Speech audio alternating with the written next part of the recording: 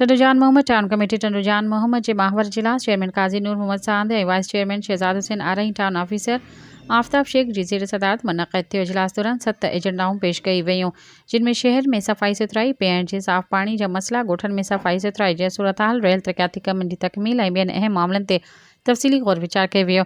Meeting में counsellor जा राय वरिता विया। बहस मुबाहिसे बाद शहर ऐं ॻोठनि जी बहितरी लाइ अहम कमनि जी मंज़ूरी ॾिनी वई, जिते लाॻापियल अमलदारनि खे हिदायतूं ॾिनी वयूं त मंज़ूर थियल मनसूबनि ते फ़ौरी ऐं शफ़ाफ़ अमल दरामद खे यकीनी बणाए वञे।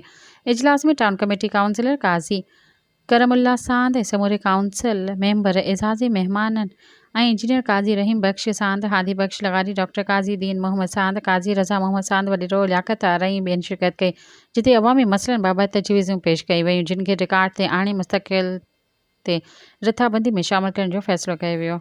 सब्सक्राइब कयो अवामी न्यूज़ HD खे ऐं ताज़ा तरीन ख़बरुनि लाइ ॾिसंदा रहो अवामी न्यूज़ HD।